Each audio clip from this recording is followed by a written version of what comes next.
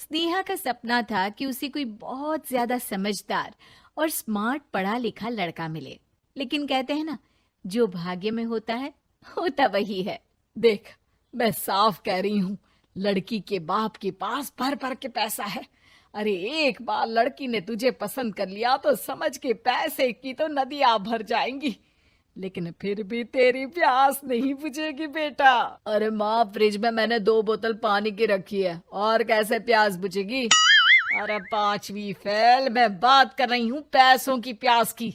तू गवाह नहीं समझेगा इस बात को। बस तुझसे लोगों की नौकरी करवा लो। वो क्या है ना आशीष की माँ, वो सीधा है, और जिसे तू लोगों की नौकरी बोल रही है ना, वो आशीष का प्यार है अपने लोगों के लिए, जिनसे वो प्यार करता है या जिनसे जुड़ा हुआ है वो। अरे जमाना नहीं रहा वो। अरे आज की डेट में तो ना बेटा माँ का है, ना ही पति पत्नी का। कैसी बात कर रही है माँ? चाहे दुनिया यहाँ की वहाँ क्यों ना हो जाए, मैं आपके बिना नहीं रह सकता, ना ही मैं आपको कभी धोखा दे सकता हूँ। अरे हाँ, ठीक है ठीक है। देख, लड़की को पढ़ा लिखा लड़का चाहिए तो वहां चुप रहना। जबान खोलेगा तो पता चल जाएगा कि पांचवी पास है।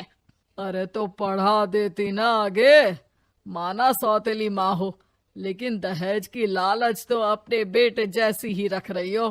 पापा ऐसा मत बोलिए ना माँ को, वो मेरी माँ है, मैं उनसे बहुत प्यार करता हूँ। अच्छा अच्छा बेटा, कुछ नहीं कहता, बस तैयार हो जा, चलते हैं और देखते हैं कि कौन है लड़की और क्या चाहती है। सभी मिलकर लड़की देखने जाते हैं, जहाँ स्नेहा आशीष को देखकर ही इम्प्रेस हो जाती है। वाह, कितना हैंडसम है। काश इससे मेरी शादी हो जाती, लेकिन पता नहीं कितना पढ़ा लिखा है।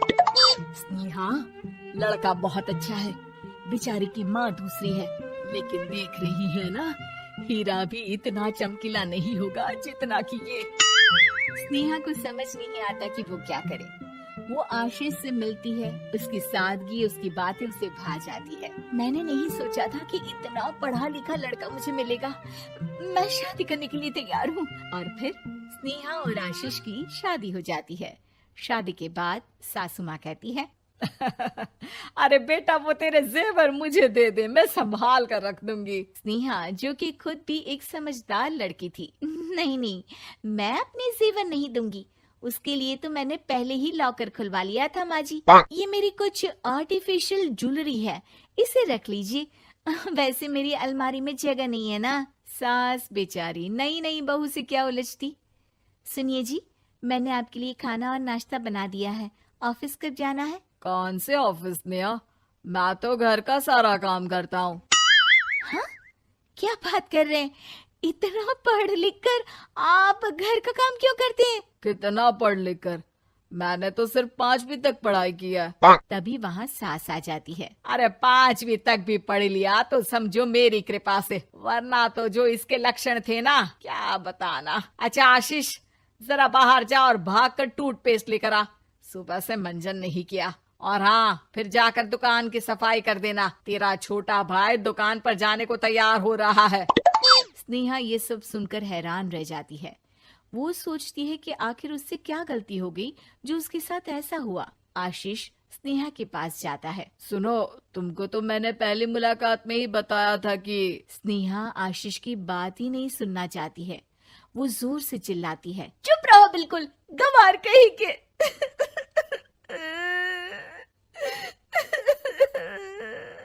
कितना बड़ा धोखा हो गया मेरे साथ।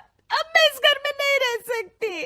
प्लीज ऐसी बात मत करो, मेरी पत्नी हो तुम, जैसे बोलोगी मैं वैसा करूंगा। मैं कोशिश करूंगा बाहर जाकर कोई काम ढूंढ लूं, पर प्लीज मत जाओ। चुप रहो गंवार कहीं के, मैं तुम्हारे जैसी की बीवी हो ही नहीं सकती। आशीष स्नेहा को लाख समझाने की कोशिश करता है, लेकिन वो अपने मायके चली जाती है। माँ चलिए ना, स्नेहा को मना कर लेकर आते हैं। अरे जाओ, मनाने जाए मेरी जूती।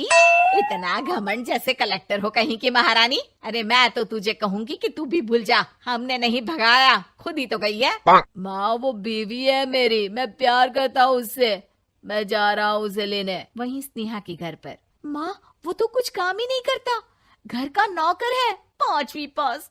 मैं नहीं रह सकती ऐसे आदमी के साथ माँ। बेटा वो लड़का बहुत अच्छा है, उसकी तारीफ मैंने हर किसी से सुनी है। तेरा पति है, अब तक एक गलत माँ के साथ रह रहा था, तू संवारेगी तो संवर जाएगा। तभी वहाँ आशीष आ जाता है। मुझे माफ कर दो स्नेहा, पर प्लीज मुझे छोड़कर मत जाओ। मेरी माँ के जाने के बाद मुझे तुम्ही से सारी उम्मीद है। तुम जैसा कहोगी मैं करूँगा, पर प्लीज मेरे साथ रहो। सबके समझाने बुझाने के बाद स्नेहा आशीष के साथ घर आ जाती है। आ गई महारानी, अब आई हो और सच्चाई भी पता चल गई है, तो थोड़ा तमीज से पति के साथ घर देख, रसोई संभाल और हम सबकी सेवा कर। देखो, मैं अब इस घर में बंटवारा चाहती हूँ। जो मेरे पति का हिस्सा है वो उसे मिले और वो आज से कोई काम नहीं करेंगे।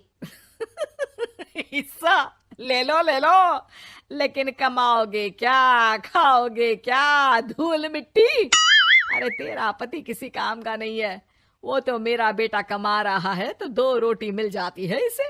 तभी वहाँ स्नेहा के ससुर आ जाते हैं। मैंने एक बंद फैक्ट्री को पहले ही आशीष के नाम कर दिया है और घर के 2 तल्ले में 1 तल्ला ले लो। मैं तो आशीष के पास रहूंगा, वकील थोड़ी देर में आता ही होगा। अरे जाओ जाओ, 2 दिन में भूख से तड़प कर सब वापस आ जाओगे। बढ़िया आई बहू बेटे वाली। फिर क्या था, स्नेहा आशीष के साथ मिलकर बंद फैक्ट्री को खोलती है और मन लगाकर काम करती है।